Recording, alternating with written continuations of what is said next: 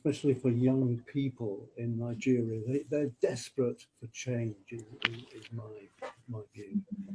Why are you so determined to undermine democracy? I think undermining democracy is not the right word. Rather, promoting democracy. You give the people a choice. And the choice of the Biafra people is a referendum. It is also a democratic process.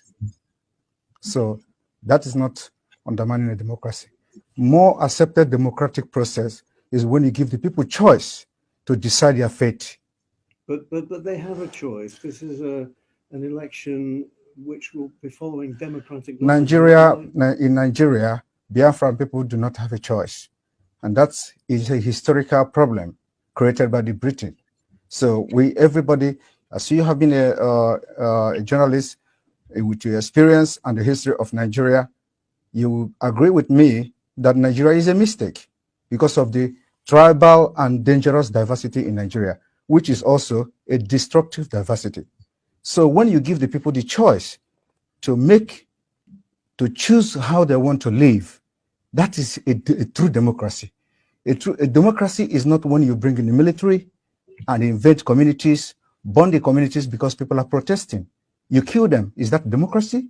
Do you do that in the United Kingdom? The answer is no. But what about your role in all this? Your tweets. My role. Wait a minute. Your role in all this. Your tweets and your social media.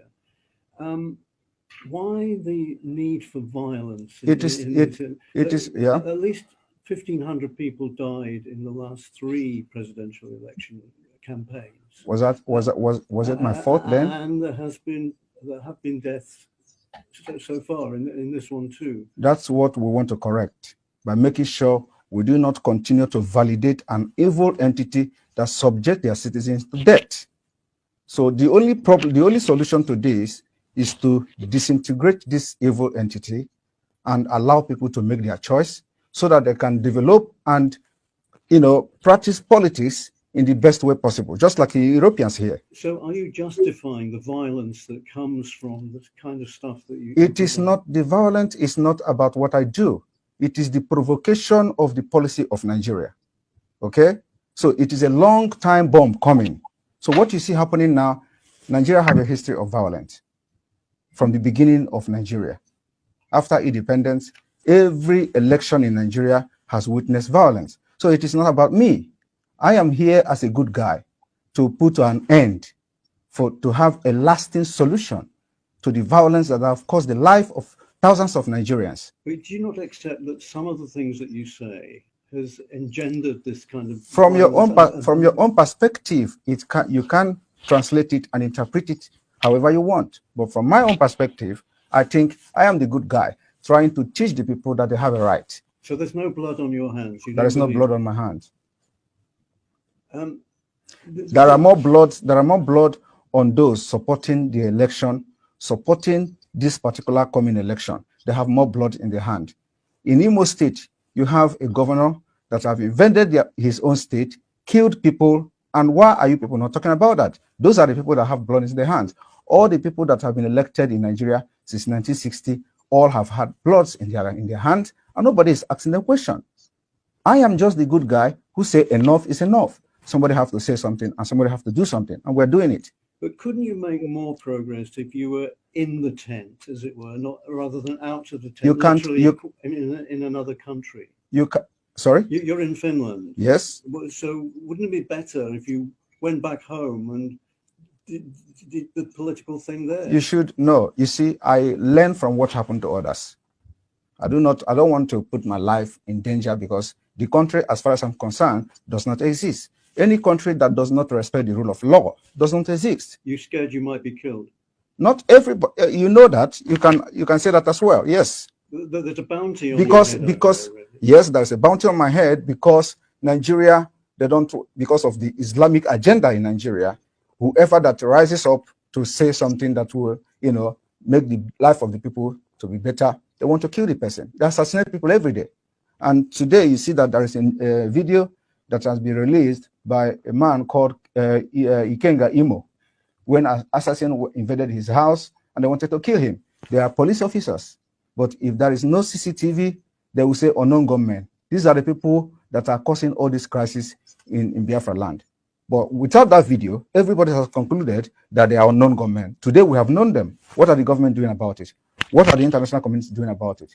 Every evidences that have surfaced anywhere about CCTV camera, it has always been security agent from the Nigeria state. Nobody is talking about that. That is what we are fighting against. We are defending ourselves, and we have armed ourselves to fight Nigeria till the last day. We have done it before. The only difference now is that today we have social media. If social media was there in the 1960s, somebody will do what I'm doing today. In those days, you have a man called Okokondem. Okokondem was broadcasting for Radio Biafra and was propagating Biafra stuff, but because there were no social media, so he would have done even more than I'm doing today, I believe so.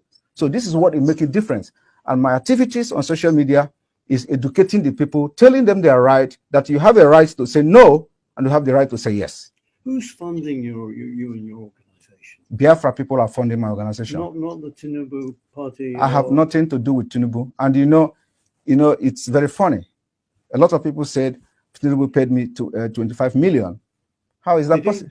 How is it possible? You're denying he I don't know who is Tinubu. I have never communicated with anybody close to him. Just like the way they forged the letter. The reason why this letter issue, Nigeria is a criminal country. They breed criminals. And that is what we're fighting against. The reason why the letter on gets sorted out easily and fast was because it was against Finland. And Finland have to officially react to the letter. And the letter went viral. There are so many lies against me out there on social media. Nobody could come and say it is not true. Okay? So that is, and those lies, when they continue to say it and maintain it, it becomes truth when nobody debunk it. You talk about criminals. Do you think the candidates for the presidency are criminals? They are all criminals. Yes, all of them. Even Peter Obi. Peter Obi is a criminal. But he's a southerner, isn't he? He doesn't. I am not a tribal. Listen, I'm not a tribalist. I'm not a tribalist, and that is what makes us different. We want. If I'm criticizing you, I criticize you with fact and figures. I'm going to tell you how all of them are. Do I explain? One, starting from Atiku. Atiku was indicted in the United States for money laundering. He's a criminal. How do you think if Nigeria is a United States, Atiku will come back and start contesting with the criminal record he has to have for money laundering? Tinubu was indicted in the United States for drug pushing. The records are there. So it's criminal. Nigeria is being ruled by criminals, and they breed criminals. Peter Obi his name was in Pandora. He didn't deny it. It's also the part of international money laundering crime. He has $15 million in offshore accounts. But surely Obi, being a southerner, is on the side of your people. That is the problem. Why must you have somebody that have to be in the side of my people? That is the dangerous diversity that have brought us this far, because it will never work. Everything about Nigeria is what favors my people. We want a Biafra where everything favors everybody. But when you have Nigeria, it is either Fulani. Now we don't even have Hausa anymore because Fulani have overshadowed them. So it is either you are fighting for Northerner as a Fulani Muslim, or you are fighting for Yorubas, or you are fighting for Igbo people. So how can you continue in that kind of system? This is why we must make sure that we do not validate Nigeria again. So.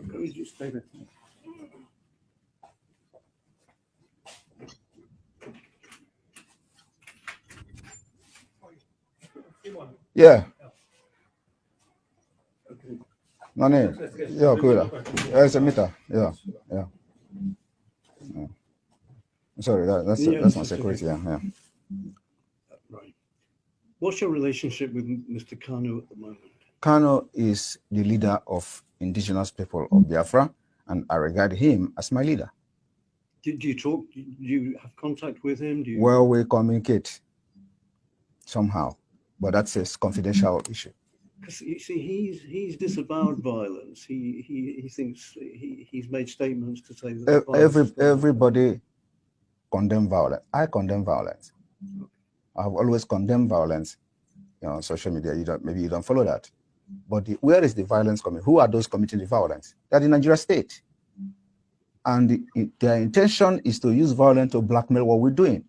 And of course, you do not expect people who are Nigerians who are angry, who have lost hope. And the next thing you see from them is when you are hopeless, you become violent. So what is happening now is not caused by anybody. It is caused by the system itself. And until we begin to understand that the violence happening in Nigeria is being generated by the Nigeria system itself, we will never be telling ourselves the truth. Are you going to rein in your rhetoric a little bit now?